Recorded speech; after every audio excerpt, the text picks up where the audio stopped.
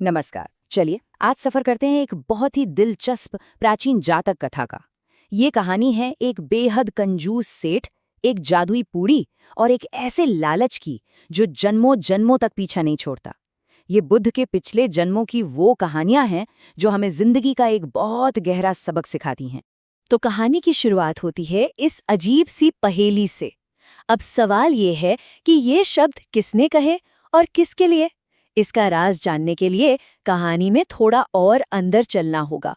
तो कहानी के इस हिस्से में हम मिलेंगे अपने मेन कैरेक्टर से और उसकी एक कह सकते हैं बड़ी अजीब सी इच्छा से जो उसे एक बड़ी मुश्किल में डाल देती है।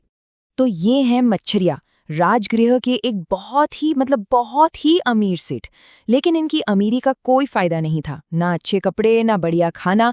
क्योंकि हर चीज में बस एक ही डर था, कहीं पैसा खर्च ना हो जाए।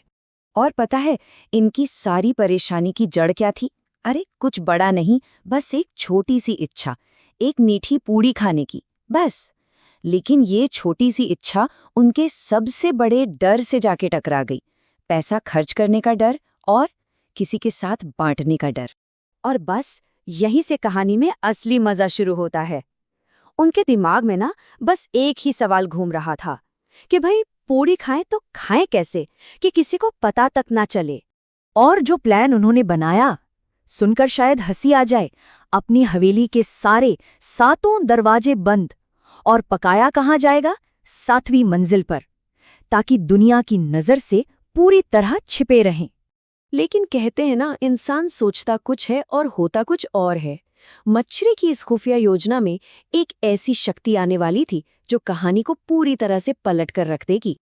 अभी पहली पूड़ी घी से निकली ही थी कि अचानक खिड़की पर कोई आ गया। कौन थे ये? ये थे बुद्ध के शिष्य मोगल्लान। और इन्हें किसी और ने नहीं, खुद बुद्ध ने भेजा था इस कंजूस सेठ को एक सबक सिखाने।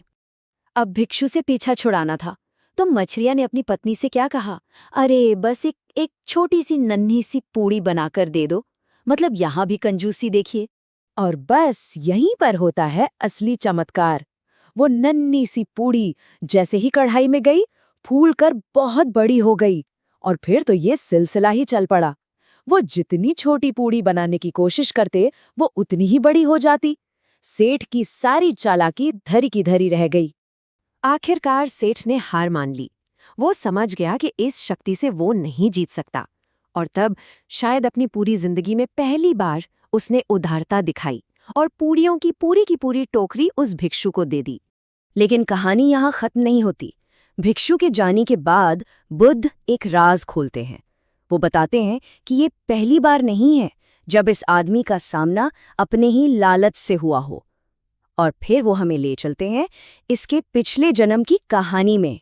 तो पिछले जन्म में यही सेठ था वाराणसी का इलिस, और वो मच्छरिया से भी ज्यादा अमीर था और कंजूस। अरे उससे तो कई कई ज्यादा कंजूस।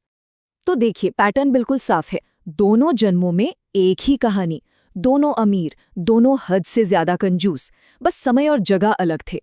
एक को खाना बांटने से डर लगता था तो दूसरे को पैसा खर्च करने से। तो चलिए अब पिछले जन्म की कहानी के उस मोड़ पर चलते हैं जहां एक बहुत ही जबरदस्त ड्रामा होने वाला है, एक पहचान का संकट।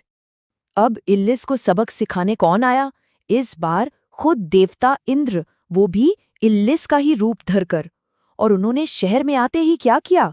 इल्लिस की जमा की हुई सारी दौलत लोगों में बांटनी शुरू कर दी।